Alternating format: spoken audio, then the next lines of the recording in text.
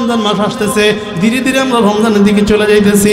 আল্লাহর পয়গম্বর বিশ্ব নবী মুহাম্মদুর রাসূলুল্লাহ সাল্লাল্লাহু আলাইহি ওয়াসাল্লাম এর সামনে রজব শাবান মাস যখন আসতো, পয়গম্বর নিজে নফল ইবাদত বাড়ায় দিতেন, পয়গম্বর নিজে নফল নামাজ বেশি বেশি পড়তেন, আমল পয়গম্বর নিজেই বাড়ায় দিতেন। এর অর্থ হলো রমজান মাসে যেন আমল করতে সহজ হয়, পয়গম্বর মাঝে মাঝে নফল রোজাও রাখতেন। এ বাবা বুঝাবার জন্য বলে ভালো করে শুনেন। কিন্তু বড় দুঃখ, আমাদের সমাজের মানুষ তো ফরজ নামাজই পড়ে না, ফরজ রোজাই করে না, ঠিক মতো মুসলমান নামাজটা পর্যন্ত পড়ে না। এরকম মুসলমান সমাজের মধ্যে আছে না নাই? কথা কয় না আছে না নাই? এ বাবা বুঝাবার জন্য বলি ভালো করে শুনে নেন। আল্লাহর পয়গম্বর বিশ্বনবী মুহাম্মদুর রাসূলুল্লাহ সাল্লাল্লাহু আলাইহি ওয়াসাল্লামের কাছে এক সাহাবীকে ডেকে বলেন, পয়গম্বর আমি কিয়ামতের ময়দানে জান্নাতে আপনার সাথে থাকতে চাই, নবীর সাথে জান্নাতে থাকতে চাই। কারা কারা আল্লাহু আকবার, জোরে বলেন আল্লাহু আকবার, আর জোরে বলেন আল্লাহু আকবার। আল্লাহ কবুল করেন, জোরে বলেন আমিন। পয়গম্বর ডেকে বলেন, সাহাবী যদি আমার সাথে জান্নাতে থাকতে চাও, নামাজ দ্বারা আমি নবীর সাহায্য করো, নামাজ ছাড়া জান্নাতে যাইতে পারবা না। কথা ঠিক না বেটি? জোরে কর। নামাজ ছাড়া জান্নাতে যাওয়া যাবে না। এর নবীর উম্মতের দল ভালো করে শুনে নেন। আল্লাহর পয়গম্বর বিশ্বনবী মুহাম্মদুর রাসূলুল্লাহ সাল্লাল্লাহু আলাইহি ওয়াসাল্লাম বলেন, নামাজ ছাড়া জান্নাতে যাওয়া যাবে না। আল্লাহর বান্দা নামাজ পড়ে না, পর্দা করে না, যাকাত দেয় না, হালাল খানা খায় না, হেরাও পায় আমাদের ঈমান ঠিক আছে। কথা কয় না ঠিক না বাড়ি জোরে বলেন? হেরাও পায় আমাদের ঈমান ঠিক আছে। বুঝাবার জন্য বলি ভালো করে শুনে নেন। ঈমানের তিনটা স্তর বলছিলাম। আল ঈমানু ইকরারুম বিল লিসান ওয়া তাসদীকুম বিল জানান ওয়া আমালুম বিল আরকান। এক নম্বরে জবান দ্বারা স্বীকৃতি দেওয়ার নাম আল্লাহ ছাড়া কোনো মাহবুদ, কথা কয় না আছে? আল্লাহ ছাড়া কোনো মাহবুদ নাই। দুই নম্বর ওয়া তাসদীকুম বিল জানান, কাজে পরিণত করার নাম। এ মুসলমান, আমি আপনাদেরকে বুঝাবার জন্য বলি, এই ছিল সাহাবায়ে কেরামদের হালত, যারা দ্বীনের জন্য বিন্দু পরিমাণ কারো কাছে পরোয়া করে নাই। চিৎকার করে বলেন আল্লাহু আকবার, আল্লাহু আকবার। দিন কায়েমের উঁচু নিশানে রয়েছে যাদের নাম লিখা। ঠিক না? মোহাম্মদে বলেন ঠিক না? দিন কায়েমের উঁচু নিশানে রয়েছে যাদের নাম লিখা। ধন্য হলো যারা নবী পরশে, ধন্য হলো যারা নবী পরশে, সেই হলো সাহাবা। আসসালাম আসসালাম, সবাই আসসালাম আসসালাম, আসসালাম আসসালাম, সবাই আসসালাম আসসালাম, আসসালাম আসসালাম। দিন কায়েমের উঁচু নিশানে রয়েছে যাদের নাম লিখা। দিন কায়েমের উঁচু নিশানে রয়েছে যাদের নাম লিখা। ধন্য হলো যারা নবী পরশে, ধন্য হলো যারা নবী পরশে, সেই হলো সাহাবা। আসসালাম আসসালাম, আসসালাম আসসালাম, আসসালাম সাহাবা, আসসালাম সাহাবা। খন্দকে খায়বারে উহুদে বদরে কত রক্ত স্রোতে ভেসেছে, দাজলা পোরাতের জিলামের প্রান্তরে আজ ঢেউ তোলে লাল দরিয়ায়। ঠিক না বেটি জোরে বলেন? খন্দকে খায়বারে উহুদে বদরে আজ কত রক্ত স্রোতে ভেসেছে, কারবালা রঞ্জিত হোসেনের রক্তে কত তীর তল হাতে বেঁধেছে। ধন্য খালিদের প্রতিটি যুদ্ধ, ধন্য খালিদের প্রতিটি যুদ্ধ, ধন্য রসুলের সাহাবা। আসসালাম আসসালাম, সবাই আসসালাম আসসালাম, আসসালাম আসসালাম, আসসালাম সাহাবা, আসসালাম সাহাবা। যারা বলেন আল্লাহু আকবার, ভালো করে বুঝেন যে কথা বলতেছিলাম। আল্লাহু আকবার মানে আল্লাহ সবচেয়ে মহব্বতে বলেন আল্লাহ সবচেয়ে। আল্লাহর মতো বড় আর কেউ আছে? আওয়াজ করে বলেন আছে? নাই? আসমান বানাইছেন কে? মোহাব্বতে বলেন কে বানাইছেন? বাবা আমি আপনাদেরকে একটা উদাহরণ দিই। এই যে বর্তমানে ইসরায়েল ফিলিস্তিনে যুদ্ধ চলতেছে না, কথা কয় না, চলতেছে না, এই চলতেছে। ওরা ইসরায়েলের ফিলিস্তিনে যাইয়া এমন মাইডানা খাইছে, আমি আমার সহজ ভাষায় বলি, ইসরায়েলের সৈনিকদেরকে হামাস সৈনিকেরা চোখের পানি আর নাকের পানি সব এক করে আলাইছে। এর অর্থ বুঝেন? চোখের পানি নাকের পানি কোন সময় এক হয় মানুষের? যখন দুঃখের আর কোনো সীমা থাকে না, কথা ঠিক না বাড়ি যারা বলেন, যখন দুঃখের কোনো সীমা থাকে, একজনে ইসরায়েলের অধিকাংশ সেনা আত্মাগল হয়ে গেছে, যেগুলো যুদ্ধের ময়দানে গেছে। আজকে ড্যানিয়েল হ্যাগারি একটা আছে, ইসরায়েলের সেনা বাহিনীদের বিদেশি যত খোঁজ খবর আছে সব ওর কাছে থাকে। এইটা আজকে পদত্যাগ করছে, মানে যুদ্ধের ময়দান থেকে কোনোভাবে পারে না, পদত্যাগ করছে। আমি আপনাদেরকে বুঝাই একটা সহজ ভাষা। এদের কাছে প্রশ্ন করা হইল, তোরা ওদের সাথে পারস না কেন? হামাসের সৈনিকদের কাছে কোনো কিছুই নাই, কামান, বিমান, অস্ত্র, রকেট, তেমন বড় ভালো কোনো অস্ত্র নাই, তারপরও তোরা পারস না কেন? এখন ওরা বলতেছেন ওদের কাছে যে অস্ত্র আছে আমাদের কাছে নাই, ওটা আমেরিকা বানায় না, চায়নায় বানায় না, রাশিয়া বানায় না, ভারত বানায় না, পৃথিবীর কোনো রাষ্ট্রই বানায় না, বলে ওদের পাওয়ার কত? তো ওরাও যখন যুদ্ধের ময়দানে অবতীর্ণ হয়, আমরাও যখন যুদ্ধের ময়দানে অবতীর্ণ হই, আমরা শুধু গুলির বিনিময়ে গুলি দেই, ওরা শুধু গুলির বিনিময়ে গুলি দেয় না। ওরা যখন আমাদের সৈনিকদের দিকে তাকাইয়া ফায়ার শুরু করে, ফায়ার, তখন ওরা একটা তাকবীরের আওয়াজ দেয়, চিৎকার মেরে বলেন আল্লাহু আকবার। ওরা এই তাকবীরের আওয়াজ যখন দেয়, তখন তাকায় দেখি আমাদের সৈনিকগুলা কলা গাছের মতো চিটপটাং হয়ে জমিনের মধ্যে পড়ে যায়, চিৎকার মেরে বলেন আল্লাহু আকবার। আল্লাহু আকবারের পাওয়ার আছে না? কথা কয় না, আছে না নাই? মুসলমান ভালো করে খেয়াল করেন, শুধু এই পর্যন্তই নয়, ওরা উপর থেকে ওদের ইসরায়েলের সব থেকে শক্তিশালী ক্ষেপণাস্ত্র আয়রন ডোম, যেটা অন্য দেশ থেকে কোনো বোমা কোনো কিছু আসলে আকাশেই ভূপাতিত করে, আকাশেই সব শেষ করে দেয়। আল্লাহর কুদরত।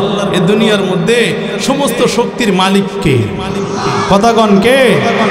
এখন আর কোনো অস্ত্র শক্তি কোনো কিছু তো কোনো কাজ হয় না। মুসলমান সমস্ত ক্ষমতার মালিক কে? আল্লাহ বলেন ইন্নাল্লাযীনা ক্বালু রাব্বুনাল্লাহ, নিশ্চয়ই যারা বলে আমাদের রবকে, এ মুহাম্মদে বলেন আমাদের রবকে। ইন্নাল্লাযীনা ক্বালু রাব্বুনাল্লাহ, নিশ্চয়ই যারা বলে আমাদের রব হলো আল্লাহ, সুম্মা ইসতাকামু, এই কথার উপর ইস্তেকামত থাকে, তাতানাজ্জালু আলাইহিমুল মালাইকা আল্লা তাখাফু ওয়া লা তাহজানু ওয়া আবশিরু বিল জান্নাহ ওয়া আবশিরু বিল জান্নাতিল্লাতী কুনতুম তুআদুন।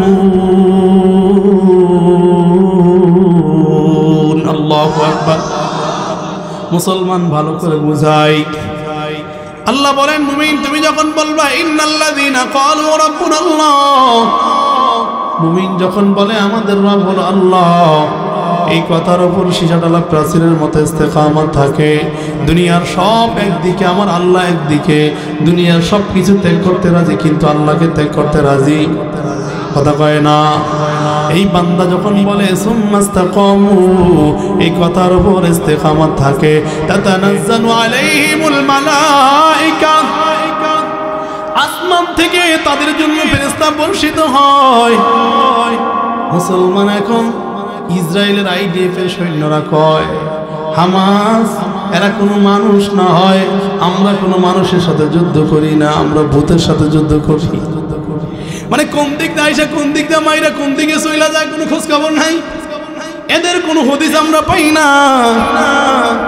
ওরা আল্লাহ বলেন তাতানাজ্জালু আলাইহিমুল মালাইকা, বান্দা তুই যখন বলবি আমার রব, জোরে বলেন কে? মোহাব্বতে বলেন কে? বান্দা তুমি যখন বলবা আমার রব হলো আল্লাহ, সুম্মাস্তাকামু, এই কথার উপর যখন ইস্তেকামত থাকবা, তাতানাজ্জালু আলাইহিমুল মালাইকা, আসমান থেকে ফেরেশতা দিয়ে তোমাদের সাহায্য করব। চিৎকার করে বলেন সুবহানাল্লাহ। এ বাবা বুঝাবার জন্য বলে এই পর্যন্তই ক্ষান্ত নয়। ইসরায়েলের সৈন্যরা এই যে হামাস ঘোষণা দিয়েছে, আমি আপনাদেরকে বুঝাবার জন্য বলি, পৃথিবীর সময়ও বেশি বাকি নাই। আল্লাহর পয়গম্বরের একজন সাহাবী হযরত আব্দুল্লাহ ইবনে আব্বাস রাদিয়াল্লাহু তাআলা আনহু বলেন, আল্লাহর পয়গম্বর বলেছেন কিয়ামতের সবথেকে নিকটবর্তী সময় আমাকে পাঠানো হয়েছে, একেবারে কাছাকাছি সময়। তো বাবা বুঝাবার জন্য বলি, ভালো করে শুনে নেন। এই হামাস মুজাহিদদের ব্যাপারে এবার তারা বলে, যারা কোনো মানুষ না, আমরা ভূতের সাথে যুদ্ধ করি, মানে কোনোভাবে তাদের সাথে পারার কোনো সুযোগ নাই। হামাস ঘোষণা দিয়েছে রমজানের প্রথম রোজায় তারা বাইতুল মুকাদ্দাসের দিকে অগ্রসর হবে। চিৎকার মেরে বলেন আল্লাহু আকবার। এ বাবা বুঝাবার জন্য বলি, ভালো করে শুনে নেন। এই বাইতুল মুকাদ্দাস মুসলমানদের প্রথম কিবলা। আল্লাহর পয়গম্বর বিশ্বনবী মুহাম্মদুর রাসূলুল্লাহ সাল্লাল্লাহু আলাইহি ওয়াসাল্লাম মেরাজের রাত্রে বাইতুল মুকাদ্দাসে গিয়ে নামাজ আদায় করেছেন। চিৎকার করে বলেন সুবহানাল্লাহ। এ বাবা, মুসলমানদের প্রথম কিবলা বাইতুল মুকাদ্দাস। আল্লাহর পয়গম্বর নিজে বাইতুল মুকাদ্দাসের দিকে ফিরে নামাজ আদায় করেছেন। কিন্তু পয়গম্বর বাইতুল মুকাদ্দাসের দিকে ফিরে নামাজ আদায় করে, কিন্তু পয়গম্বরের মনের মধ্যে তৃপ্তি পায় না। আল্লাহর পয়গম্বর একদিন নামাজের মধ্যেই মনে মনে হঠাৎ করে নিয়ত আসলো, আল্লাহ যদি আমার এই কাবা বাইতুল্লাহর দিকে ফিরে নামাজ আদায় করার সুযোগ দিত, আমি কাবা বাইতুল্লাহর দিকে ফিরে নামাজ আদায় করতাম। আল্লাহ তাআলা নামাজের মধ্যেই জিবরাইলকে পাঠাইয়া দিয়ে কয়, পয়গম্বর আর দেরি করার সময় নাই, আপনি নামাজের মধ্যে কাবা বাইতুল্লাহর দিকে ঘুরে যান। আল্লাহর পয়গম্বর নামাজের মধ্যেই কাবা বাইতুল্লাহর দিকে ঘুরে গিয়েছেন। চিৎকার করে বলেন সুবহানাল্লাহ। ওই মসজিদের নাম মসজিদে দুই কিবলাতাইন, দুই কিবলার মসজিদ। একটা মসজিদ হলো, একটা কিবলা হলো মসজিদে আকসার দিকে, আর একটা কিবলা হলো কাবা বাইতুল্লাহর দিকে। ওই দুই কিবলাতাইন, দুই কিবলার মসজিদ, এক নামাজের মধ্যেই পয়গম্বর দুই দিকে ঘুরে গিয়েছেন। আরে নবীর উম্মতের দল, তাহলে আমরা বাইতুল মুকাদ্দাস থেকে কপাল ফিরিয়েছি, কিন্তু আমরা অন্তর ফিরাই নাই। কথা ঠিক না বেঠিক জোরে কন? আমরা কপাল ফিরাইছি, কিন্তু আমরা অন্তর ফিরাই নাই। মাঝখান দিয়ে একটা কথা বললাম, যে কথা বলতেছিলাম, আল্লাহর পয়গম্বর বলেন, যারা পরিমাণ ঈমান নিয়ে যদি কবরে যাইতে পারো, আল্লাহ তাআলা কিয়ামতের ময়দানে এই দুনিয়া নয়, এই দুনিয়া থেকে বড় 10 দুনিয়ার সমান একটা জান্নাত তোমাকে দান করবে। যেরকম সুবহানাল্লাহ। এরে বাবা, বুঝাবার জন্য বলি, ভালো করে শুনে নেন। কিন্তু বড় দুঃখ, আজকে আমরা আমাদের ঈমানের হালত কি, আর সাহাবায়ে কেরামের ঈমানের হালত কেমন ছিল? আমি আপনাদেরকে মাঝখান দিয়ে একটা হিকায়াত শোনাই। আল্লাহর পয়গম্বরের সাহাবী হযরত হামজা রাদিয়াল্লাহু তাআলা এর ব্যাপারে। আমার পয়গম্বরের মেয়ে স্ত্রী হযরত আম্মা জান আয়েশা রাদিয়াল্লাহু তাআলা, আম্মা জান আয়েশা রাদিয়াল্লাহু তাআলা একদিন মায়ের নবীর ডেকে বলেন, পয়গম্বর, মিশরের মধ্যে ইউসুফ নবীকে দেখে মিশরের মেয়েরা হাত কেটে ফেলেছিল। ও পয়গম্বর, আপনার সাহাবায়ে কেরাম আপনার জন্য কি করেছে? আল্লাহর পয়গম্বর ডেকে বলে, ও আয়েশা, ভালো করে শুনে নাও। মদিনার মেয়েরা আয়েশারে প্রশ্ন করে, ও আয়েশা, মিশরের মেয়েরা পয়গম্বরের চেহারা দেখে, ইউসুফ নবীর চেহারা দেখে হাত কেটে ফেলেছিল। আমার পয়গম্বর কেমন সুন্দর, ইউসুফ নবী না জানি কত সুন্দর ছিল। আম্মা জান আয়েশা ডেকে বলে, মদিনার মেয়েরা শুনো, ওই মজলিসের মধ্যে ইউসুফ নবী না হইয়া আমার পয়গম্বর যদি হইতেন, মিশরের মেয়েরা হাত না কলিজা পর্যন্ত খোঁজ দিয়ে কাইটা ফলাইতো। চিৎকার করে বলেন সুবহানাল্লাহ। এ বাবা, আমার পয়গম্বর কেমন সুন্দর ছিলেন আমি বোঝাবার জন্য আর একটা হাদিস বলি। আল্লাহর পয়গম্বরের একজন সাহাবী হযরত জাবির রাদিয়াল্লাহু তাআলা একদিন পূর্ণিমার চাঁদে মায়ের নবীর কাছে গেল। যাওয়ার পর জাবির রাদিয়াল্লাহু তাআলা বলেন, আমি একবার নবীর চেহারার দিকে তাকাই, আর একবার পূর্ণিমার চাঁদের দিকে তাকাই। আমি একবার নবীর চেহারার দিকে তাকাই, আর একবার পূর্ণিমার চাঁদের দিকে তাকাই। একজন সাহাবী প্রশ্ন করে বলে, জাবির, তুমি বলো, পূর্ণিমার চাঁদ সুন্দর না জোহরের চাঁদ সুন্দর? চিৎকার করে বলেন আল্লাহু আকবার, আল্লাহু আকবার। জাবির রাদিয়াল্লাহু তাআলা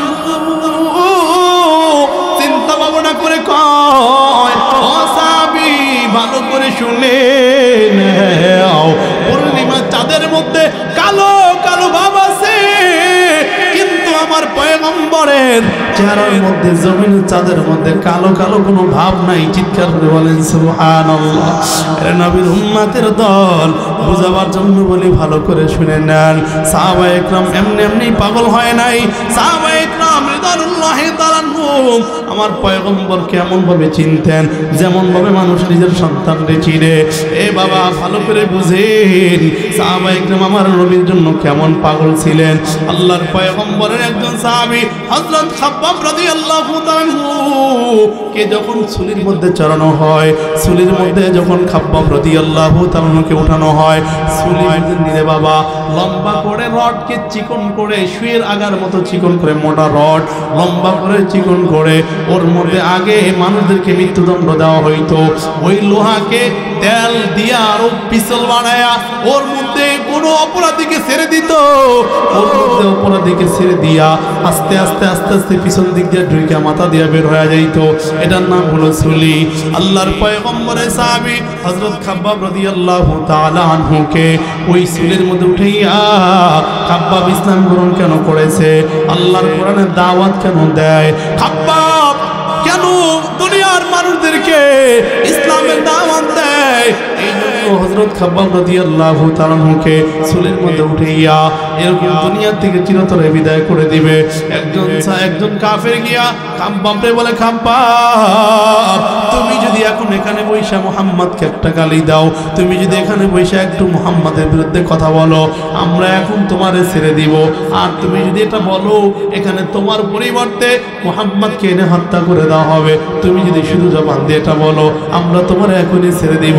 খাব্বাব রাদিয়াল্লাহু তাআলা দুইটা চোখের পানি ফেলে কান্না করে কয়, আমি খাব্বাব দুনিয়ার মধ্যে বেঁচে থাকবো আর আমার পয়গম্বরকে এখানে এসে সিরিতে সরাইয়া দেওয়া হবে তো দূরের কথা, আমি দুনিয়ার মধ্যে বেঁচে থাকতে আমার পয়গম্বরের গায়ে একটা কাঁটা ঢুকবে, আমি খাব্বাব সহ্য করবো না। চিৎকার করে বলেন আল্লাহু আকবার। তার নাম হলো সাহাবী। আমি আরো বুঝাই, সাহাবায়ে কেরামদের উপর আমার আল্লাহ রাজি হয়ে গেছেন। আল্লাহ বলেন রাদিয়াল্লাহু আনহু ওয়ারাদু আন যালিকা লিমান খাশিয়া রাব্বাহ। আল্লাহ বলেন আমি সাহাবীদের উপর রাজি হয়ে গেছি, তারাও আমার উপর রাজি হয়ে গেছে। চিৎকার করে বলেন সুবহানাল্লাহ। সমস্ত সাহাবীরা জান্নাতে যাবে। বুঝাবার জন্য বলি ভালো করে শুনে নেন, কোন সাহাবী জাহান্নামে যাবে না। যদি কোন সাহাবায়ে একরাম অপরাধ করেও থাকে, ওই সাহাবায়ে একরাম আল্লাহর কাছে এত বেশি প্রিয় হয়েছে যার কারণে আল্লাহ তাআলা তাদেরকে দুনিয়াতে থেকেই জান্নাতের সার্টিফিকেট দিয়েছেন। জোরে কোন সুবহানাল্লাহ। আজকে অনেকে সাহাবায়ে একরামদেরকে নিয়ে কথা কয়, বলে সাহাবায়ে একরাম জেনা করেছে। বেটা বুঝাবার জন্য বলি ভালো করে শুনে নাও, সাহাবায়ে একরাম জেনা যদি কোনো সাহাবী করেও থাকে ভুলে, ওই সাহাবী আল্লাহর কাছে কেমন প্রিয় হয়েছে আমি আপনাদেরকে একটু বুঝাবার জন্য বলি। কষ্ট হয়নি রে বাবা? কষ্ট হয়? আমি একটু বুঝাবার জন্য বলি। আল্লাহর পয়গম্বরের একজন মহিলা সাহাবী পয়গম্বরের কাছে এসে বলে, ও পয়গম্বর আমি জেনা করেছি, আমার জেনাহের বিচার করে দেন। দুনিয়ার মধ্যে শাস্তি পাইয়া কবরে যেতে চাই, নাপাক হইয়া কবরে যেতে চাই না। দুনিয়ার মধ্যে শাস্তি পাইয়া পবিত্র হইয়া আল্লাহর কবরে যেতে চাই না, পাক হয়ে আল্লাহর কবরে যেতে চাই না। আল্লাহর পয়গম্বর মনে মনে চিন্তা করেন, এই মহিলা সাহাবী আমার কাছে এসেছে, এই মহিলা সাহাবী যে জেনা করেছে সে তার জেনা তো আর কেউ দেখে নাই। শরীয়তের হদ কায়েম করতে হলে চারজন সাক্ষীর প্রয়োজন হয়। জোরে কোন কয়জন? এ মুহাব্বতে বলেন কয়জন? চারজন সাক্ষীর প্রয়োজন হয়। কিন্তু এই মহিলা সাহাবী জেনা করেছে, কেউ দেখে নাই। কেউ না দেখলেও কে দেখছে? মুহাব্বতে বলেন কে দেখছে? কেউ দেখে নাই, আমার আল্লাহ দেখেছে। এবার এই মহিলা সাহাবী পয়গম্বরের কাছে গিয়া বলে, পয়গম্বর আমি জেনা করেছি, আমি জেনাকার, আমার জেনার শাস্তির বিচার করে দেন। আল্লাহর পয়গম্বর ডেকে বলে, ও মহিলা তুমি জেনা করেছো, মাফ চাও, আল্লাহ তোমার জীবনের সব গুনাহ খাতাগুলো মাফ করে দিবে। যেরকম সুবহানাল্লাহ। এবার এই মহিলা সাহাবিয়া গোপনে গোপনে গিয়া চোখের পানি ফেলে কান্না করে। কান্না করার পর কয়েকদিন পর আবার নবীর কাছে এসে বলে, পয়গম্বর, আমার মন সাক্ষী দেয় না, আমার জেনাহের কারণে আমার পেটে বাচ্চা এসে গেছে রে পয়গম্বর, আপনি আমার জেনাহের শাস্তি বিচার করে দেন, আমার হদ কায়েম করে দেন। দুনিয়াতে পবিত্র হইয়া মালিকের কবরে যাইতে চাই, নাপাক হয়ে আল্লাহর কবরে যেতে চাই না, আমার বিচার করে দেন। আল্লাহর পয়গম্বর ডেকে বলো, মহিলা, অপরাধ করার কারণে শাস্তি হবে তোমার, কিন্তু তোমার পেটের সন্তান তো কোনো অপরাধ করে নাই, তাকে তো শাস্তি দেওয়া যাবে না। যাও, এই বাচ্চা যখন ভূমিষ্ঠ হবে তারপরে তুমি আমার কাছে আসবা, বিচার করে দেওয়া হবে। আল্লাহর পয়গম্বর এই কথা বলে মহিলাকে পাঠাইয়া দিছে। এবার মহিলাকে পাঠাইয়া দেওয়ার পর ভূমিষ্ঠ হয়ে গেল। পয়গম্বরের কাছে আইসা বলে, পয়গম্বর, আমার বাচ্চা ভূমিষ্ঠ হয়েছে, এবার আপনি আমার জেনাহের বিচার করে দেন। আমি নাপাক হইয়া আল্লাহর কবরে যেতে চাই না, পবিত্র হইয়া আল্লাহর কবরে যেতে চাই। আল্লাহর পয়গম্বর ডেকে বলে, রে মহিলা, তুমি যদিও নাপাক, যদিও তুমি অপরাধী, কিন্তু তোমার বাচ্চার তো কোনো অপরাধ নাই। তোমার যদি হত্যা করে দেই, এই বাচ্চা 2 বছর পর্যন্ত এই বাচ্চা দুধ পান করবে কার? বাচ্চা কেমনে দুধ পান করবে? বাচ্চার রক্ত নষ্ট করা যাবে না। পয়গম্বর মনে মনে চিন্তা করেছে, যাক, মহিলারে পাঠায়া দেই, 3জন 4জন সাক্ষী না হইলেও তো বিচার হয় না। এই মহিলা যদি না আসে, আল্লাহর কাছে অনুতপ্ত হওয়ার কারণে আল্লাহ তাকে মাফ করে দিবে, যেরকম সুবহানাল্লাহ। কিন্তু মহিলার মনের মধ্যে সুখ নাই, মনের মধ্যে তৃপ্তি নাই। এই মহিলা পয়গম্বরের কথা মতো দুধ পান করানো যখন শেষ, হাতের মধ্যে শক্ত একটা রুটি দিয়া আল্লাহর পয়গম্বরের সামনে আইসা কয়, ও নবী, আমার বাচ্চা শক্ত খানা খাইতে পারে, আমার বাচ্চা এখন শক্ত খানা খাইতে পারে, শক্ত রুটি খাইতে পারে, আপনি এবার আমার বিচার করে দেন। আল্লাহর পয়গম্বর মনে মনে চিন্তা করে, প্রথমবার পাঠায় দিছিলাম, যদি আল্লাহর কাছে তওবা করতো আল্লাহ মাফ করে দিত। ও প্রথমবার একবার বলছে আমি জেনা করেছি, দ্বিতীয়বার ওরে পাঠায় দিছিলাম, যদি আল্লাহর কাছে তওবা করতো আল্লাহ মাফ করে দিত। দ্বিতীয়বারও পাঠায় দিছিলাম, তৃতীয়বার আমি ওরে পাঠায় দিছি, যদি না আসতো আল্লাহর কাছে তওবা করতো আল্লাহ জীবনের সব গুনাহ খাতাগুলো মাফ করে দিত। চতুর্থবার আমি ওরে পাঠায় দিতে পারি না, কারণ একবার জেনা করেছি 1জন সাক্ষী, আমি 2বার করেছি 2জন সাক্ষী, 3বার করেছি 3জন সাক্ষী, 4বার করেছি 4জন সাক্ষী। সে যদি কোনো ব্যক্তি এটা বলে আমি করেছি এই কাজ, যদি 4বার বলে, তাহলে আর 4জন সাক্ষীর প্রয়োজন হয় না, আমি করেছি এটাই সাক্ষী। আল্লাহর পয়গম্বর ডেকে বলে, রে মহিলা, এখন তো বিধান হদ কায়েম করতে হয়, এখন তো তোমারে হত্যা করে দেওয়া হবে। মহিলা ডেকে বলে, পয়গম্বর, আপনি আমার হত্যা করে দিবেন, তাতে আমার কোনো আফসোস নাই, কারণ আমি বড় অপরাধী। এই অপরাধের কারণে আসলে ময়দানে আল্লাহর কাছে আমাকে অপরাধী হইয়া দাঁড়াতে হবে, আমি একজন জেনাকারিনী হইয়া দাঁড়াবো। ও পয়গম্বর, আমি জেনাকার হইয়া আল্লাহর দরবারে দাঁড়াতে চাই না, পবিত্র হইয়া আল্লাহর কবরে যেতে চাই, আপনি আমারে হত্যা করে দেন। আল্লাহর পয়গম্বর এবার সাহাবীদেরকে নিয়ে ডেকে বলেন, সাহাবায়ে কেরাম, অর্ধেক মাটি পর্যন্ত তাকে গেড়ে পাথর মেরে হত্যা করে দাও, পাথর মেরে তাকে রজম করে দাও। এবার আল্লাহর পয়গম্বর ওই মহিলার ব্যাপারে যখন এই কথা বললেন, মহিলাকে মাঠের মধ্যে নিয়ে অর্ধেক পানি অর্ধেক মাটির মধ্যে গাইরা পাথর মেরে যখন হত্যা করে ফেলবে, মহিলাকে চতুর্দিক থেকে পাথর মারতেছে, পাথর মারতেছে।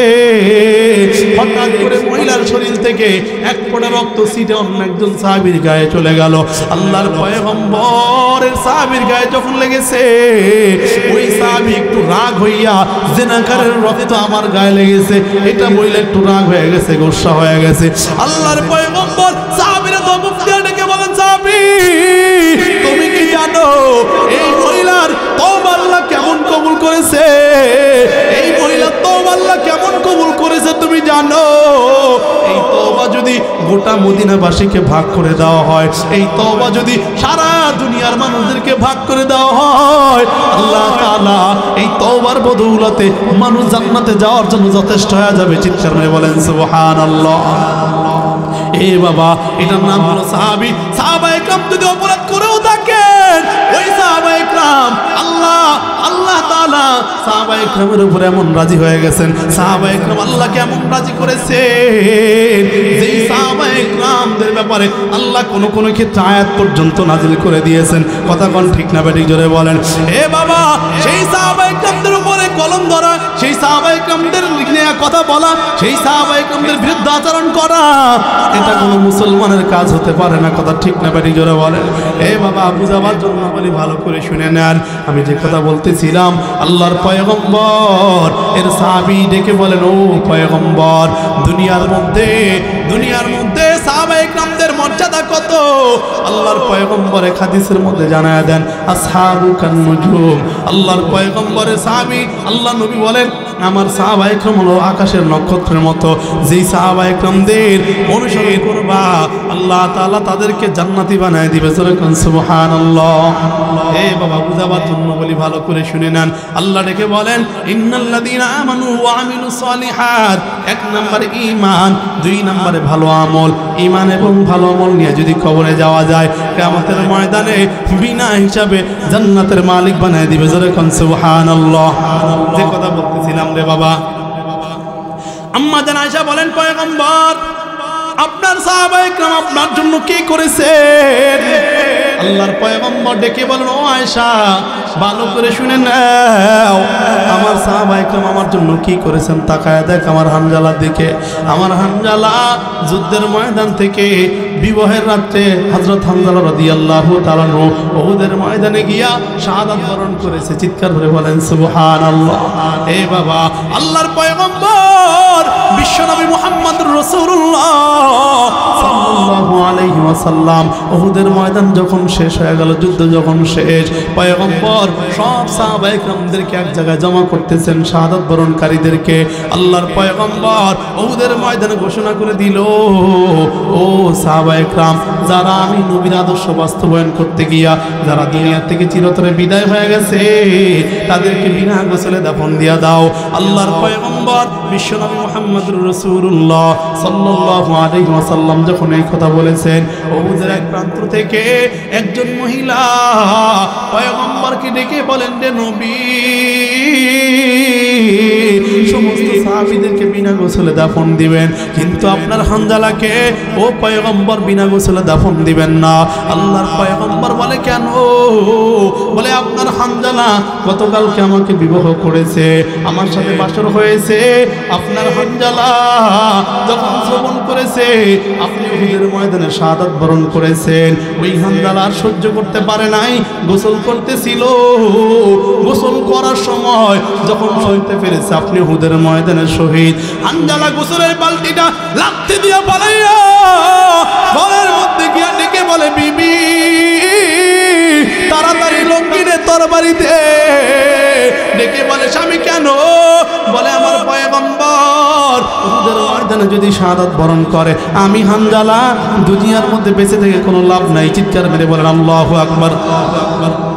এবার হানজালা রাদিয়াল্লাহু তাআলা আনহু তরবারি নিয়া উহুদের ময়দানে যায়। ও পয়গম্বর, উহুদের ময়দানে হানজালা যাওয়ার পর শত শত কাফেরদেরকে দুনিয়া থেকে জাহান্নামে পাঠানোর পর আপনার হানজালাও জান্নাতের মালিক হয়ে গেছে। জোরে কোন সুবহানাল্লাহ। আল্লাহর পয়গম্বর সাহাবায়ে কেরামকে ডেকে বলে, ও সাহাবায়ে কেরাম, হানজালার জন্য গোসলের পানির ব্যবস্থা কর, হানজালারে গোসল দিয়ে দেওয়া হবে। আল্লাহ তাআলা জিবরাইলকে পাঠিয়ে কয়, রে নবী, হানজালার দুনিয়ার পানি দ্বারা গোসল দেওয়ার দরকার নাই। পুরো রে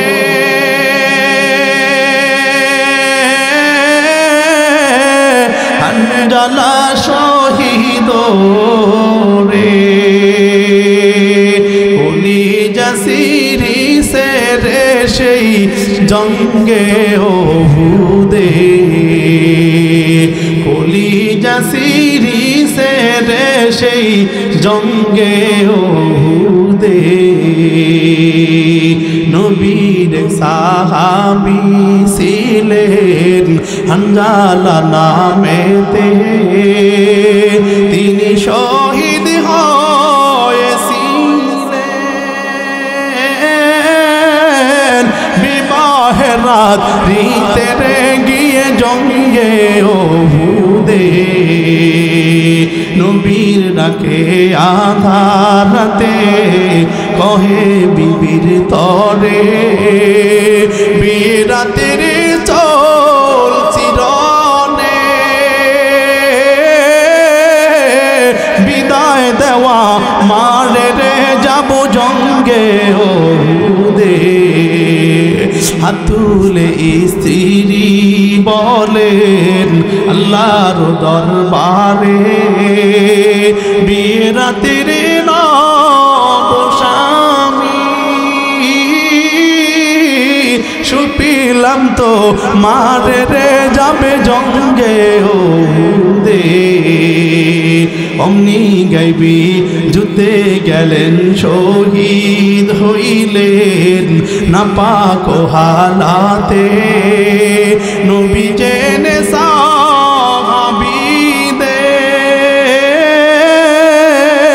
বলেন গোসল দিতে রে সেই জঙ্গে ওহুদে নবী নবীর ডাকে আধার রাতে কহে বিবির তরে বিয়ে রাতের চোর চিরনে বিদায় দেওয়া মারে রে যাবে জঙ্গে ওহুদে অমনি গাইবি আওয়াজ নবীজি পাইলেন শুনিতে হানজালার গোসল হইবে ফেরেশতাদের হাতের জান্নাতের পানিতে চিৎকার বলেন সুবহানাল্লাহ আল্লাহর পয়গম্বরকে আল্লাহ তাআলা জিবরাইল আমিনকে পাঠায় বলেন ও পয়গম্বর হানজালার গোসল দুনিয়ার সাধারণ পানি দ্বারা দরকার নাই আল্লাহ তাআলা জিবরাইলের মাধ্যমে জান্নাতের পানি দিয়া জান্নাতের ফেরেশতা দিয়া হানজালার গোসল দিয়া দিছে জোরে কোন সুবহানাল্লাহ একজন সাহাবী বলেন আমি গিয়ে তাকায় দেখি হানজালার মাথার থেকে পানির ফোঁটাগুলো টপ টপ টপ টপ করে জমিনের মধ্যে গড়ায় পড়ে চিৎকার করে বলেন সুবহানাল্লাহ এ বাবা বুঝাবার জন্য বলি ভালো করে শুনে নেন আল্লাহর পয়গম্বর সাহাবায়ে کرام দিনের জন্য কত কষ্ট করেছেন আমি সাহাবীদের পরিচয় আবার ভালো করে দেই যাতে করে কোনো মুসলমান বাতিল যদি সাহাবায়ে کرامদের ব্যাপারে কথা বলে আপনারা যেন সাথে সাথে আপনারাই জবাব দিতে পারেন যে সাহাবায়ে کرامকে চিনো আল্লাহর পয়গম্বরের সাহাবী হযরত খাব্বাব রাদিয়াল্লাহু তাআলা আনহু একদিন হযরত আমিরুল মুমিনিন ওমর রাদিয়াল্লাহু তাআলা আনহুর কাছে বসে আছেন হযরত ওমর রাদিয়াল্লাহু তাআলা আনহু ডেকে তাকায় দেখে হযরত খাব্বাব রাদিয়াল্লাহু তাআলা আনহুকে জিজ্ঞাসা করতেছে ও খাব্বাব তুমি মানুষটা এত সুন্দর চেহারা তোমার এত সুন্দর কিন্তু তুমি কথা বলতে গেলে মুখের মধ্যে বাজে কেন ও খাব্বাব তুমি বলো ইসলামের জন্য তুমি কেমন কষ্ট করেছো এবার খাব্বাব রাদিয়াল্লাহু তাআলা বলেন ও পয়গম্বরের সাহাবী উমর আমি ইসলামের জন্য কেমন কষ্ট করেছি এটা কি আপনি নিজের চোখে দেখবেন না আপনি আমার থেকে শ্রবণ করবেন উমর রাদিয়াল্লাহু তাআলা বলেন ও খাব্বাব মানুষ যদি দেখতে পারে তাহলে কি শ্রবণ করে হয় উমর আপনি যদি দেখতে চান তাহলে আপনি এবার একটু দেখেন এবার উমর রাদিয়াল্লাহু তাআলা এর সামনে খাব্বাব রাদিয়াল্লাহু তাআলা পিছন থেকে চাদরটা উঠাইছে চাদরটা উঠানোর পর তাকায় দেখে খাব্বাবের পিঠের মধ্যে কোনো গোস্ত নাই শুধু হাড্ডি আর হাড্ডি খাব্বাবের কোমরের মধ্যে কোনো গোস্ত নাই শুধু হাড্ডি আর হাড্ডি এবার ওমর রাদিয়াল্লাহু তাআলা দুইটা চোখের পানি ফেলে কান্না করে কয় খাব্বাব দুনিয়ার মানুষের কোমর তো আমি দেখলাম কিন্তু তোর মতো এমন কোমর তো আমি কারো দেখি নাই ও খাব্বাব তোমার কোমরে তো কোনো গোস্ত নাই এমন হালতটা কেন এবার খাব্বাব রাদিয়াল্লাহু তাআলা দুইটা চোখের পানি ফেলে কান্না করে কয় উমর আমার হালত কি জানেন আপনারা তো ধনী সাহাবী আপনারা যখন ইসলাম গ্রহণ করেছেন আপনাদের ইসলাম সহ্য করতে গিয়ে কোনো নির্যাতন উপভোগ করা লাগে নাই কিন্তু আমি খাব্বাবের ইসলাম গ্রহণ এত সহজ নয় আমি খাব্বাব যখন ইসলাম গ্রহণ করেছি আমি যখন গোলাম ছিলাম তখন আমি খাব্বাবকে ওই মরুভূমির মধ্যে নিয়ে আমি খাব্বাবের ডান হাতের মধ্যে বড় এক একটা শক্ত একটা দড়ি বাইদা, ওই দড়িটা আরবের তেজস্বী ঘোড়ার পায়ের সাথে বেঁধে দেয়। আমি খাব্বাবের বাম হাতের মধ্যে শক্ত একটা রশি বাইদা আরবের তেজস্বী একটা ঘোড়ার সাথে বেঁধে দেয়। এরপরে আমি খাব্বাবের বাম পায়ের মধ্যে শক্ত একটা রশি বাইদা আরবের শক্তিশালী তেজস্বী ঘোড়ার সাথে বেঁধে দেয়। আমার খাব্বাবের ডান পায়ের মধ্যে শক্তিশালী একটা রশি বাইদা আরবের শক্তিশালী একটা ঘোড়ার সাথে বেঁধে দেয়। এইভাবে দেওয়ার পর ওরা এইভাবে দিয়া এবার ঘোড়াকে চাবুক দিয়া অযোধ্যায় বাড়ি মারতে থাকে বাড়ি। তখন ঘোড়া দিক বিদিক হইয়া কখনো ডান দিকে যায়, কখনো বাম দিকে যায়। আমি খাব্বাব কখনো আসমান দেখি, আমি খাব্বাব কখনো জমিন দেখি। এইভাবে আমাকে অযোধ্যায় মারতে থাকে। শুধু এই পর্যন্তই নয়, যখন আমি খাব্বাবের কোনো জ্ঞান থাকতো না, তখন আমি খাব্বাবকে আরবের বড় উত্তপ্ত বালুর মধ্যে নিয়া আমি খাব্বাবের পেটের মধ্যে বড় একটা পাথর দিয়া আমি খাব্বাবের জিহ্বাটা টান দিয়া বের করে ওই পাহাড়ের মধ্যে বড় বড় এক ধরনের কাঁটা আছে, কাঁটা ওই কাঁটাই না আমি খাব্বাবের জিহ্বার মধ্যে দিয়ে ঢুকাইতো আর বলতো, খাব্বাব যেই কালেমা যেই জবান দিয়া তুই কালেমা বলিস ওই জবান আমরা ধ্বংস করে দিব, জবান তোর জিহ্বা তোর কেটে ফেলবো। ও আমার আপনি তাকায় দেখেন আমার জিহ্বার মধ্যে বড় বড় টিউমারের মতো দেখা যায়। আমি খাব্বাব ইসলাম গ্রহণ করেছি, আমি আপনি ইসলাম গ্রহণ করি নাই। আপনারা ধনী সাহাবী, আপনাদের সাহায্যের ডরেও কেউ কিছু বলতে পারতো না, কিন্তু আমি খাব্বাব বড় গরিব। আমার জিহ্বাটা দাম দিয়ে তাকায় দেখেন, এবার উমার তাকায় দেখে খাব্বাবের জিহ্বার মধ্যে বড় বড় টিউমারের মতো ঘা দেখা যায়। ঘা এরে মুসলমান সাবধান করে দে। এই ছিল সাহাবায়ে কেরামদের হালত, এই ছিল সাহাবায়ে কেরামদের হালত। দিন কায়েমের জন্য যারা নিজের স্ত্রীকে প্রশ্রয় দেয় নাই, দিন কায়েমের জন্য যারা নিজের সন্তানকে প্রশ্রয় দেয় নাই, আল্লাহ পাক রব্বুল আলামিন সাহাবীদের ঈমানদের মাপকাঠি দিয়েছেন। আমানু কামা আমানান নাস, ঈমান আনো ওই যে তারা যেমন ঈমান এনেছিল, সাহাবায়ে কেরাম যেমনি ভাবে ঈমান এনেছিল। বাবা ও বাবা বুঝাবার জন্য বলি, ভালো করে শুনে নেন। আমরা সূরা ফাতিহার মধ্যে বলি আনআমতা আলাইহিম গায়রিল মাগদুবি আলাইহিম ওয়ালাদ-দাল্লিন। আল্লাহ আপনি আমাদেরকে নিয়ামত প্রাপ্ত বান্দাদের পথে চালান। এবার আমি আপনাদেরকে বুঝাবার জন্য বলি, নিয়ামত প্রাপ্ত বান্দা কারা? সূরা ফাতিহার মধ্যে তো আয়াতের তরজমার মধ্যে বলা নাই, আল্লাহ পাক রব্বুল আলামিন অপরে আয়াতের মধ্যে বলে দিয়েছেন উলাইকা। আল্লাহ পাক রব্বুল আলামিন অপরে আয়াতের মধ্যে বলেছেন যে নিয়ামত প্রাপ্ত বান্দা হলো চারজন। উলাইকা মান নবীন, নিয়ামত প্রাপ্ত বান্দা হলো চার গ্রুপ। উলাইকা মান নবীন ওয়াস সিদ্দিকিন ওয়াস শুহাদা ওয়াস সালিহিন। নিয়ামত প্রাপ্ত বান্দা হলো চার দল। এই বাবা জোরে বলেন, মোহাব্বতে বলেন কয় দল? নিয়ামত প্রাপ্ত বান্দা হলো চার দল। এক নম্বরে নবীগণ, দুই নম্বরে সিদ্দিকগণ। সিদ্দিকগণের অর্থ হলো সাহাবায়ে কেরামগণ। আল্লাহ পাক রব্বুল আলামিন সাহাবায়ে কেরামদের নিয়ামত প্রাপ্ত বান্দার কথা বলেছেন। তিন নম্বরে শহীদগণ, যারা আল্লাহর পথে দ্বীনের জন্য যারা শাহাদাত বরণ করে। চার নম্বরে সালেহগণ। এই চার দল হলো নিয়ামত প্রাপ্ত বান্দা। এই চার দলের পথে আল্লাহ তাআলা বান্দাদেরকে চালাবার জন্য সূরা ফাতিহার মধ্যে শিখিয়ে দিয়েছে যে বান্দা দোয়া কর তোরা যেন নিয়ামত প্রাপ্ত বান্দাদের উপর চলতে পারো। এ মুসলমান, আমি আপনাদেরকে বুঝাবার জন্য বলি, এই ছিল সাহাবায়ে কেরামদের হালত, যারা দ্বীনের জন্য বিন্দু পরিমাণ কারো কাছে পরোয়া করে নাই। চিৎকার করে বলেন আল্লাহু আকবার, আল্লাহু আকবার। দিন কায়েমের উঁচু নিশানে রয়েছে যাদের নাম লেখা। ঠিক না? যাদের কথা মোহাম্মদে বলেন ঠিক না? দিন কায়েমের উঁচু নিশানে রয়েছে যাদের নাম লেখা। ধন্য হলো যারা নবী পরশে, ধন্য হলো যারা নবী পরশে, সেই হলো সাহাবা। আসসালাম আসসালাম, সবাই আসসালাম আসসালাম আসসালাম আসসালাম, সবাই আসসালাম আসসালাম अस्सलाम अस्सलाम दिन कायमेर उঁচু নিশানে রয়েছে যাদের নাম লিখা দিন কায়েমের উঁচু নিশানে রয়েছে যাদের নাম লিখা ধন্য হলো যারা নবী পরশে ধন্য হলো যারা নবী পরশে সেই হলো সাহাবা আসসালাম আসসালাম আসসালাম আসসালাম আসসালাম সাহাবা আসসালাম সাহাবা খন্দকে খায়বারে উহুদে বদরে কত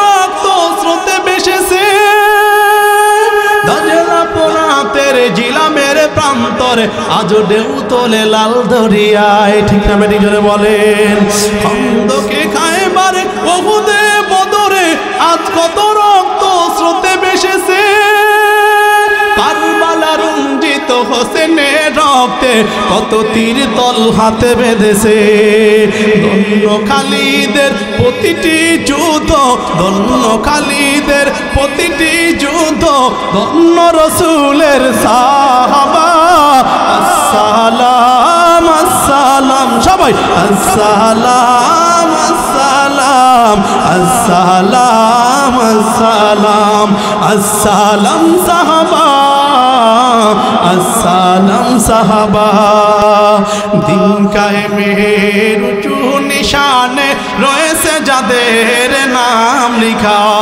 দিন কায়েমের উঁচু নিশানে রয়েছে যাদের নাম লিখা ধন্য হলো যারা নবী পরশে ধন্য হলো যারা নবী পরশে সেই হলো সাহাবা আসসালাম আসসালাম আসসালাম আসসালাম যুগে যুগে ইসলাম উত্থান পতনে কত রক্ত স্রোতে ভেসেছে কারবালা রঞ্জিত হোসেনের রক্তে কত তীর তল হাতে বেঁধেছে যুগে যুগে ইসলাম উত্থান পতনে কত রক্ত স্রোতে ভেসেছে কারবালা রঞ্জিত হোসেনের রক্তে কত তীর তল হাতে বেঁধেছে ধন্য খালিদের প্রতিটি যুদ্ধ ধন্য খালিদের প্রতিটি যুদ্ধ ধন্য রসুলের সাহাবা আসসালাম আসসালাম আসসালাম আসসালাম সবাই আসসালাম আসসালাম আসসালাম আসসালাম আসসালাম সাহাবা আসসালাম সাহাবা চিৎকার করে বলেন আল্লাহু আকবার হে বাবা বুঝাবার জন্য বলি সাহাবায়ে کرام আল্লাহ সাহাবায়ে کرامের উপর আল্লাহ তাআলা এমনি এমনি রাজি হয় নাই আল্লাহ সাহাবায়ে کرامদের ঈমানের উপর খুশি হইয়া আল্লাহ বলেন রাদিয়াল্লাহু আনহুম ওয়া রাদু আন যালিকা লিমান খাশিয়া রাব্বা আমি আল্লাহ সাহাবীদের উপর রাজি হয়ে গেছি সাহাবীরাও আল্লাহর উপর রাজি হয়ে গেছে আল্লাহ তাআলা সাহাবায়ে کرامদের ঈমানকে উদাহরণ স্বরূপ বলছেন আমি আপনাদেরকে বোঝাবার জন্য বলি বর্তমান বাংলাদেশের মধ্যে সারা বাংলাদেশের মধ্যে একদল আর আরেক দল লাগছে একদল কয় সাহাবায়ে کرام মেয়ার হক একদল কয় সাহাবায়ে کرام মেয়ার হক না আমি আপনাদেরকে বোঝাবার জন্য বলি আমি এই শক্ত মাসালার সমাধান দিতে চাই না তবে ছোট্ট করে একটা উদাহরণ দেই আমি গত কয়েক মাস আগে ডিসেম্বর মাসের 28 তারিখে আমি কলকাতা একটা মাহফিলে গিয়েছিলাম বর্ধমান জেলা আল্লাহর পয়গম্বরের সাহাবী হযরত আল্লাহর পয়গম্বরের বংশধর 44তম বংশধর সৈয়দ আফফান মানসুর পুরী সাহেব ওখানে ছিলেন আবার কলকাতার ওলামায়ে হিন্দের একজন বড় একজন বুজুর্গ ছিলেন উনি আমাদেরকে আমার জিজ্ঞাসা করছে মাওলানা আপনার বাড়ি কোথায় আমি বললাম বাংলাদেশে কয় বাংলাদেশে আপনাদের বাড়ি বাংলাদেশ ওলামায়ে کرامদের মধ্যে এত চুলকানি কেন আমি আশ্চর্য হয়ে গেলাম এত একজনের মধ্যে বাজাবাজি কেন আমি আপনাদেরকে বুঝাবার জন্য বলি কোনো কিছু ফাঁস করতেছি না স্পষ্ট জানায় দেই উনি বলছিলেন যদি আপনারা পারেন ইসলামের জন্য দীর্ঘমেয়াদী পারলে কিছু করেন, এরকম একজনের মধ্যে একজনের মতানৈক্য করিয়েন না। আমি আপনাদেরকে বোঝাবার জন্য বলি, স্পষ্ট করে জানা দেই, অনেক বাতেও দুনিয়ার মধ্যে ছিল বাবা। আমি কাউকে ইন্ডিকেট করে কথা বলতে চাই না, স্পষ্ট করে সহজ করে আমি সহজভাবে বোঝাবার তৌফিক দান করি, সহজভাবে বোঝাবার চেষ্টা করি। যারা সাহাবায়ে কেরামদেরকে মুহাব্বত করে আমরা তাদের সাথে আছি, কথা ঠিক না ঠিক জোরে বলেন। যারা সাহাবায়ে কেরামদেরকে ভালোবাসে আমরা তাদেরকে মুহাব্বত করি, ভালোবাসি, কথা ঠিক না ঠিক জোরে বলেন। যারা সাহাবায়ে কেরামদের বিরুদ্ধে আচরণ করবে আমরা তাদের পক্ষে নাই, কথা ঠিক না ঠিক জোরে বলেন। এ মুসলমান, স্পষ্ট করে জানা দেই, অনেকেই অনেক বুঝে, আপনারা যে যেমনে পারেন বুঝেন, আমি আপনাদেরকে বুঝাবার জন্য বলি। আল্লাহ তাআলা সাহাবায়ে কেরামদের ঈমানকে মাপকাঠি টানছেন, আপনাদের মানতে তো সমস্যা কেন রে বাবা? এ বাবা, বুঝাবার জন্য বলি, ভালো করে শুনে নেন। আল্লাহ বলেন, ইন্নাল্লাযীনা আমানু ওয়া আমিলুস সালিহাত, নিশ্চয় যারা ঈমান আনবে এবং ভালো আমল করবে আল্লাহ তাআলা কিয়ামতের ময়দানে তাদেরকে বিনা হিসাবে জান্নাতের মালিক বানায় দিবে। জোরে কোন সুবহানাল্লাহ। পয়গম্বর বলেন, যারা পরিমাণ ঈমান নিয়েও যদি কবরে যাইতে পারো, আমি আল্লাহ কিয়ামতের ময়দানে এই দুনিয়া নয়, এই দুনিয়া থেকে বড় 10 দুনিয়ার সমান একটা জান্নাত তোমাকে দান করব। চিৎকার করে বলেন সুবহানাল্লাহ। আল্লাহর পয়গম্বর বিশ্বনবী মুহাম্মদুর রাসূলুল্লাহ সাল্লাল্লাহু আলাইহি ওয়াসাল্লাম একবার নামাজের মধ্যে দাঁড়াইয়া অযোধ্যায় চোখের পানি ফেলে কান্না করতেছিলেন। নামাজের সিজদার মধ্যে যাইয়া অযোধ্যায় চোখের পানি ফেলে কান্না করতেছিলেন। এদিকে ফজরের নামাজের সময় হয়ে গেল, ফজরের নামাজের সময় শেষ, সময় যখন হয়ে যায় হযরত বেলাল রাদিয়াল্লাহু তাআলা মসজিদ নববীতে আযান দিয়ে দিলেন। বেলাল আযান দিয়ে দেওয়ার পর পয়গম্বর মসজিদ নববীর মধ্যে আসে নাই। আল্লাহর পয়গম্বরের সাহাবী সব সাহাবায়ে কেরাম বেলাল রাদিয়াল্লাহু তাআলাকে ধরছে, ও বেলাল, তুমি হইলা মসজিদ নববীর মুয়াজ্জিন, তুমি নবীর ঘুম থেকে জাগায়া দিবা। তুমি কেমন জাগায়া দিবা তুমি জানো, আমরা জানি না। এবার বেলাল রাদিয়াল্লাহু তাআলা চোখের পানি ফেলে কান্না করে কয়, আমি হইলাম মসজিদ নববীর মুয়াজ্জিন, আমি নবীর কেমনে ঘুম থেকে জাগায় দিব? আমি তো আল্লাহু আকবার আল্লাহু আকবার আমি তো আযান দিয়েই দিলাম, এখন তো নবী এখনো মসজিদের মধ্যে আসে নাই। আল্লাহর পয়গম্বর এর ব্যাপারে সাহাবায়ে কেরাম ডেকে বললেন, তুমি নবীর ঘুম থেকে জাগায় দাও। পয়গম্বর হঠাৎ যখন ঘুম থেকে উঠলেন, সিজদা থেকে উঠলেন, সিজদা থেকে ওঠার পর হযরত বেলাল রাদিয়াল্লাহু তাআলা এর আযানের শব্দ শুনে যখন মসজিদে আসলেন, নামাজ শেষ হওয়ার পর সাহাবায়ে কেরাম রিদওয়ানুল্লাহি তাআলা আনহুকে সামনে নিয়ে বসলেন। ও সাহাবায়ে কেরাম, আজকে বেলাল আযানের মধ্যে একটা নতুন শব্দ বলল, এই শব্দ তো জীবনে কোনোদিন শুনি নাই, এটা কোন শব্দ? এবার এটা কে বলছে বলো? সাহাবায়ে কেরামদের মধ্যে কেউ বলে না। হঠাৎ করে বেলাল ডেকে বলে, রে নবী, এটা আমি বলেছি। বলে, তুমি কি বলছো? বলে, আমি বলছি আসসালাতু খায়রুম মিনান নাওম, ঘুম হইতে নামাজ ভালো। ও বেলাল, এই শব্দটা তোর কে শিখায় দিছে বল? এবার বেলাল রাদিয়াল্লাহু তাআলা ডেকে বলে, পয়গম্বর, এই শব্দটা আমার দুনিয়ার কেউ শিখায় দেয় নাই। যখন আপনি মসজিদ নববীতে যখন আসতে দেরি, আমি মনে মনে চিন্তা করেছিলাম মনে হয় নবী ঘুমায় গেছে, কিন্তু সাহাবায়ে কেরাম আমার ডেকে বলে, বেলাল, তুমি হইলা মসজিদ নববীর মুয়াজ্জিন, তুমি নবীর ঘুম থেকে জাগায় দিবা, দায়িত্ব তোমার। কেমনে জাগায় দিবা তুমি জানো, আমরা জানি না। তখন মনে মনে চিন্তায় পড়ে গেলাম, নবীর আমি কেমনে ডাক দিব? আল্লাহ তো নবীর নাম ধরে ডাক দেয় না। আল্লাহ তাআলা কখনো খুশি হইয়া ইয়া আইয়ুহাল মুজাম্মিল বলে ডাকে, আল্লাহ কখনো খুশি হইয়া ইয়া আইয়ুহাল মুদাসসির বলে ডাকে, আল্লাহ কখনো খুশি হইয়া তাহা বলে ডাকে, আল্লাহ কখনো খুশি হইয়া ইয়াসিন বলে ডাকে। কিন্তু আমি নবীরে কোন নাম ধরে ডাক দিব আমি তো বুঝতে পারতেছি না। হঠাৎ করে আমার জবান থেকে আওয়াজ, আসসালাতু খায়রুম মিনান নাওম, নামাজ ভালো। আল্লাহর পয়গম্বর চোখের পানি ফেলে কান্না করে কয়, রে বেলাল, তোর শব্দটা কত পছন্দনীয় হয়েছে আমার, তুই জানো? ও বেলাল, জানো এই শব্দটা আমার কত পছন্দনীয় হয়েছে। জিবরাইল আমিন আইসা কয়, পয়গম্বর এই শব্দটা যদি আপনার পছন্দ হয়ে থাকে, আমার আল্লাহ শব্দটা পছন্দ করে ফেলেছে। চিৎকার করে বলেন আল্লাহু আকবার। ও পয়গম্বর, আল্লাহ পছন্দ করেছে, আমি জিবরাইলও পছন্দ করেছি, আপনি পছন্দ করেছেন। ও পয়গম্বর, আপনার সাহাবী বেলালকে জানায় দেন, আপনার সাহাবী বেলালকে জানায় দেন, আজ থেকে নিয়ে কিয়ামত পর্যন্ত যত মুয়াজ্জিন তার মুসল্লিদেরকে ঘুম থেকে নামাজের জন্য জাগাবে, প্রত্যেক ফজরের নামাজে যেন বান্দা আজানের সময় মাঝখানে শব্দ বলে আসসালাতু খায়রুম মিনান নাওম, ঘুম হইতে নামাজ ভালো, আর তুমি ঘুমাইও না, ঠিক মতো পড়িলে নামাজ জান্নাত তোমার ঠিকানা। কথা ঠিক না বাড়ি করে কোন পশু পাখি কীট পতঙ্গ কেউ তো ঘুমিয়ে রইল না, মানুষ হয়ে ঘুমিয়ে থাকা ঠিক তোমাদের হবে না। কথা ঠিক না বাড়ি জোরে বলে। মোহাব্বত এখন কয়টা? এক নম্বর ঈমান, দুই নম্বরে ভালো আমল। ঈমান এবং ভালো আমল নিয়ে যদি কবরে যাওয়া যায়, আল্লাহ তাআলা কিয়ামতের ময়দানে বিনা হিসাবে জান্নাতের মালিক বানায় দিবে। জোরে কোন সুবহানাল্লাহ। আল্লাহ বলেন, আমি দুনিয়ার মধ্যে তোমাদেরকে দেখব আইয়ুম আহসানু আমালা, কারা ভালো আমল করে। এ বাবা, সামনে রমজান মাস আসতেছে, কথা কয় না? সামনে রমজান মাস আসতেছে, ধীরে ধীরে আমরা রমজানের দিকে চলে যাইতেছি।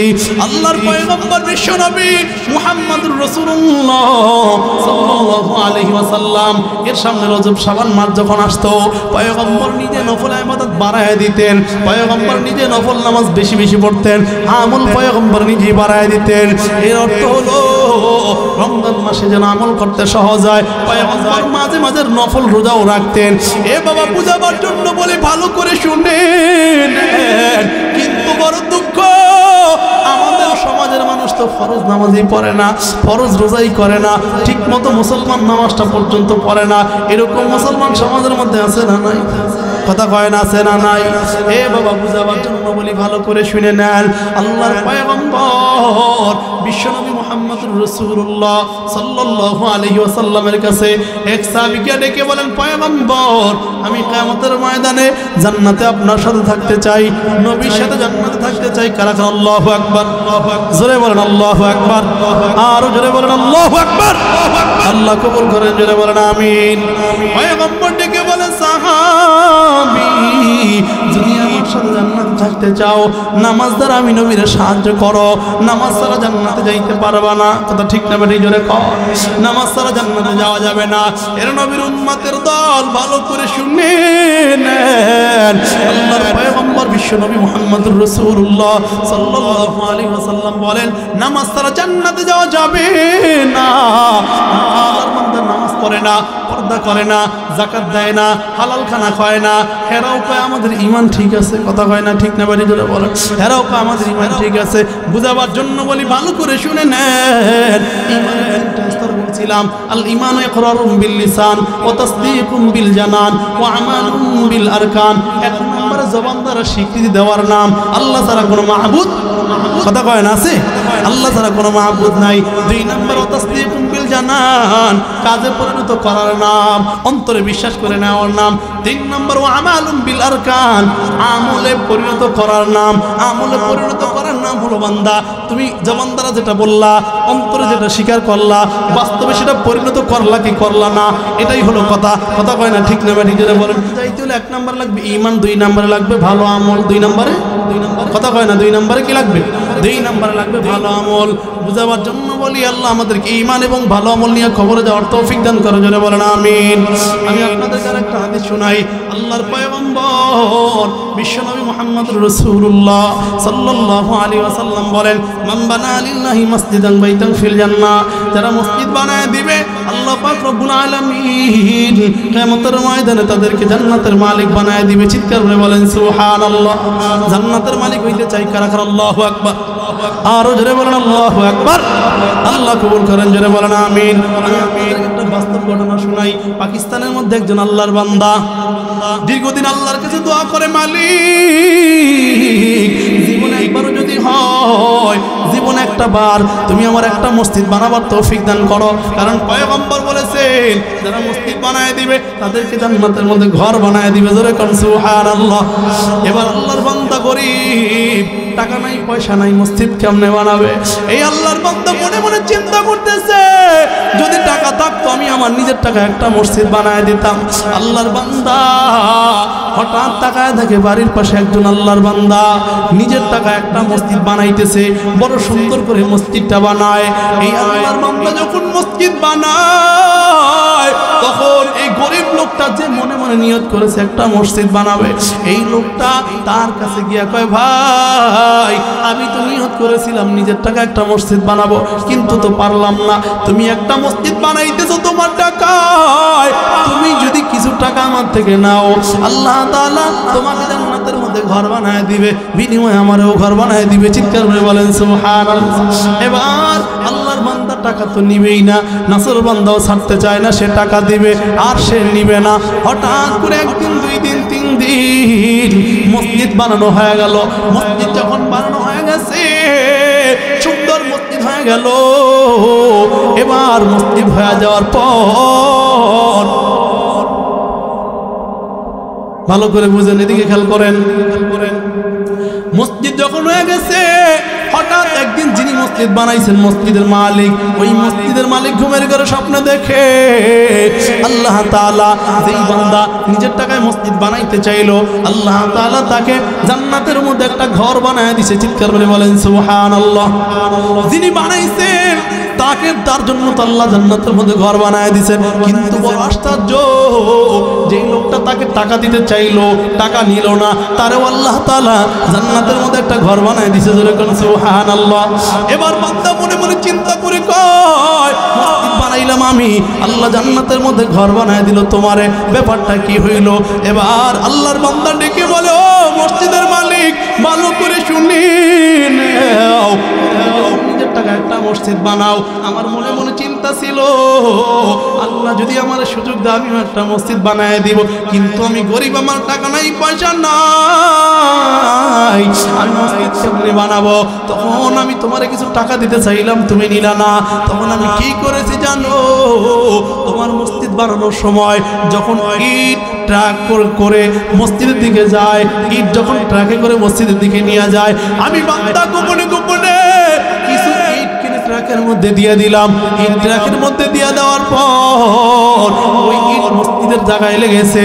ওই ইটের বদৌলতে আল্লাহ তাআলা আমাকে জান্নাতের মধ্যে একটা ঘর বানায় দিয়েছে, জোরে কোন সুবহানাল্লাহ।